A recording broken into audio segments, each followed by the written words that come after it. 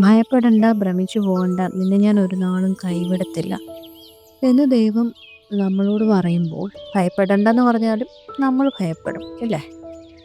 ഭ്രമിച്ചു പോകണ്ടെന്ന് പറഞ്ഞാലും നമ്മളത് ചെയ്യും. നിന്നെ ഞാൻ ഒരു നാളും കൈവിടത്തില്ല എന്ന് പറഞ്ഞാലും നമ്മൾ പറയും, ഓ, ദൈവം വന്ന് നമ്മുടെ പ്രശ്നങ്ങളൊക്കെ ഏറ്റെടുക്കാൻ പോവുകയല്ലേ എന്ന് നമ്മൾ പറഞ്ഞു എന്ന് വന്നേക്കാം.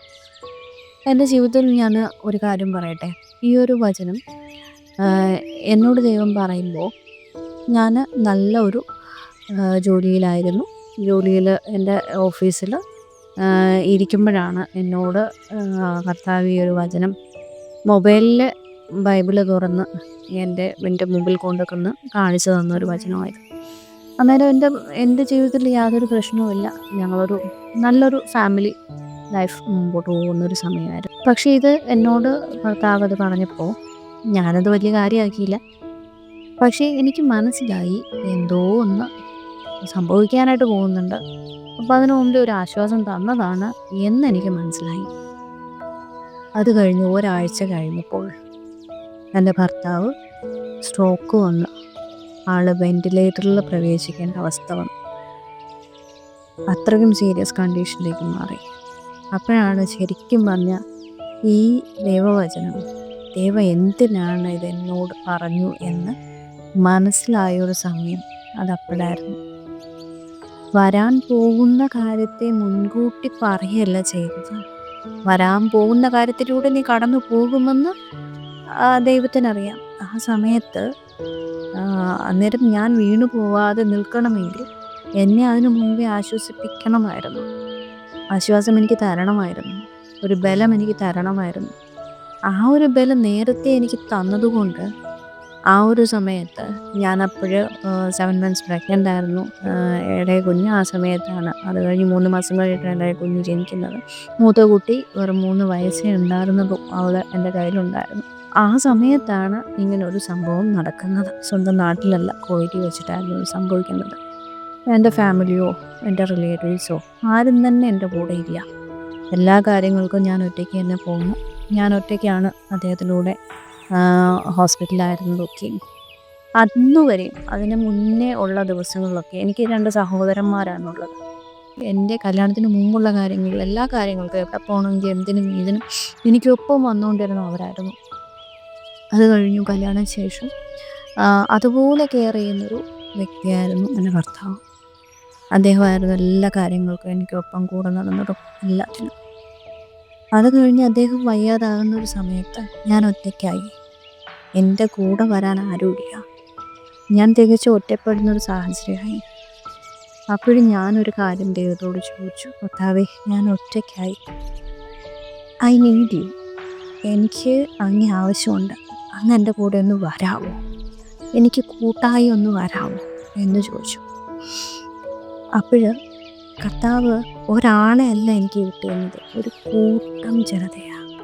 കുവൈറ്റിൽ ഏകദേശം ഇന്നും കുവൈറ്റിലെ മലയാളികൾക്ക് ചിലപ്പോൾ അറിയാമായിരിക്കാം മാൽക്കത്തെ പറ്റിയും ലക്ഷ്മിയെ പറ്റിയും ചോദിച്ചു. അതിന് മാത്രം എല്ലാ മലയാളീസും ഞങ്ങളെ അറിഞ്ഞു. ഞങ്ങൾക്ക് വേണ്ടിയിട്ട് സഹായത്തിന് വേണ്ടി ഓടി വന്നു. അങ്ങനെ ഒരു കൂട്ടം ജനത്തെ എൻ്റെ ദൈവം എനിക്ക് വേണ്ടിയിട്ട് കരുതി കൊണ്ട് തന്നു. അപ്പോൾ ദൈവം നമ്മൾ ഒരാളെ ചോദിച്ചാൽ ദൈവം തരുന്നത് ഒരു കൂട്ടത്തെ ആയിരിക്കും.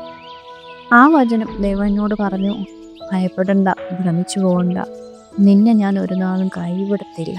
ശരിക്കും പറഞ്ഞാൽ ആദ്യത്തെ ദിവസം വെന്റിലേറ്ററിലായിരുന്നു, ഹോപ്പ്ലെസ് ആയിരുന്നു, 0%. രണ്ടാമത്തെ ദിവസം ഞാൻ ചെന്ന് ന്യൂറോ സർജനെ കാണുന്നു.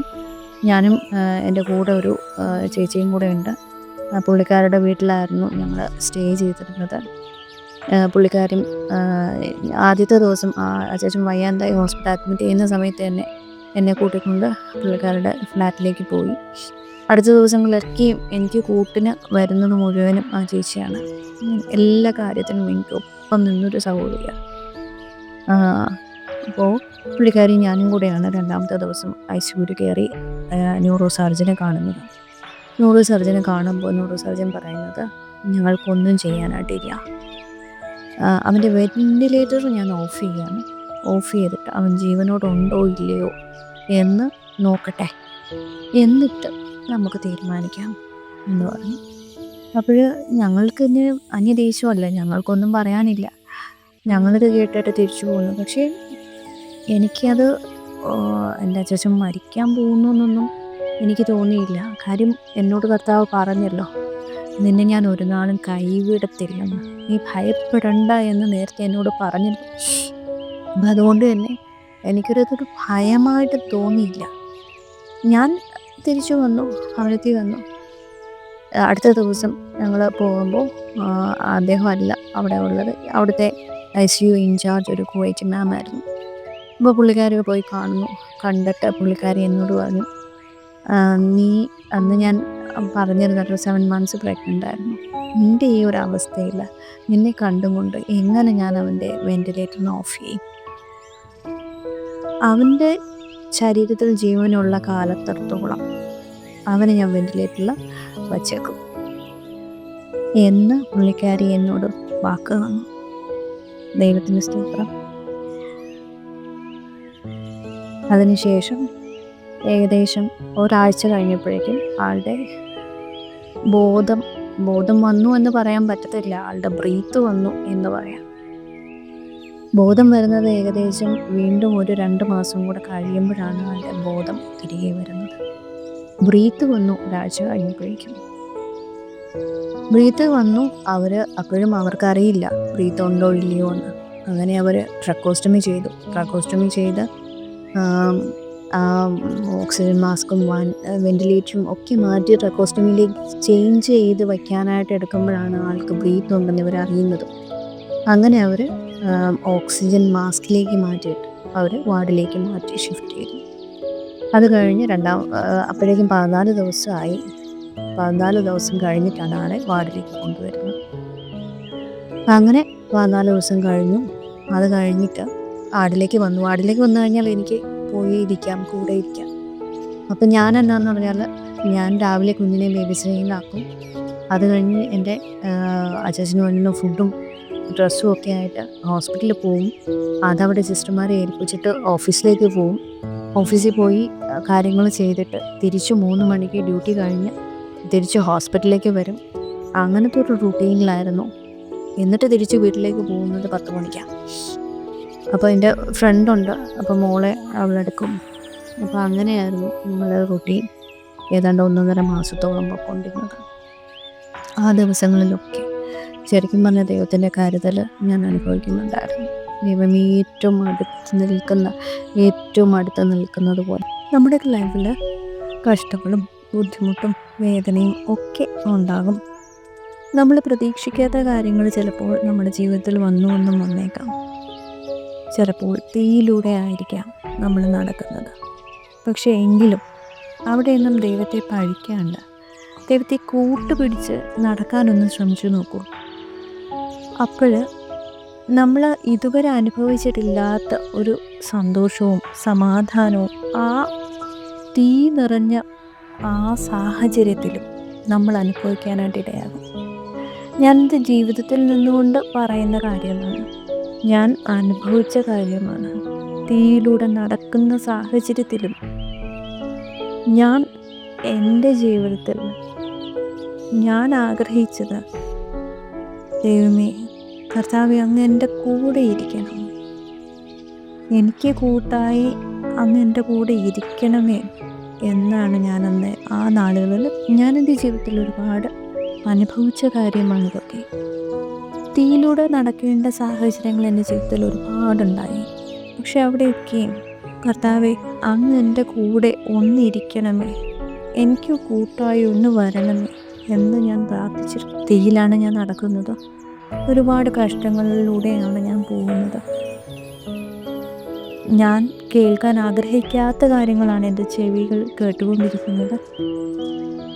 അങ്ങനത്തെ സാഹചര്യത്തിലും അതൊന്നും എൻ്റെ ഹൃദയത്തെ ബാധിക്കാണ്ട്, അതൊന്നും എന്നെ തളർത്തിക്കളയാണ്ട് ദൈവം എന്നെ അതിലൂടെയൊക്കെ കടത്തിക്കൊണ്ടുപോയി. എൻ്റെ കൈ പിടിച്ച് നടക്കുന്നൊരു ദൈവമെന്ന് പറയുന്നതിനേക്കാൾ അപ്പുറത്തായി നമ്മളെ ഏറ്റവും അടുത്ത് ചേർത്ത് പിടിക്കുന്ന ഒരു പിതാവെന്നൊക്കെ പറയാം.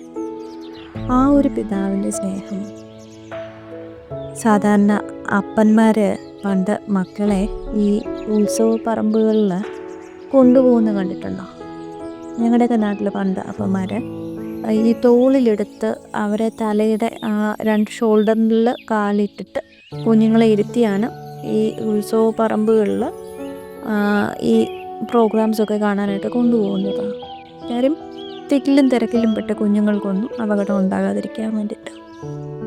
അപ്പോൾ ആ കുഞ്ഞ് ഈ തിക്കോ തിരക്കോ ഒന്നും അറിയുന്നില്ല. കുഞ്ഞ് സേഫാണ്.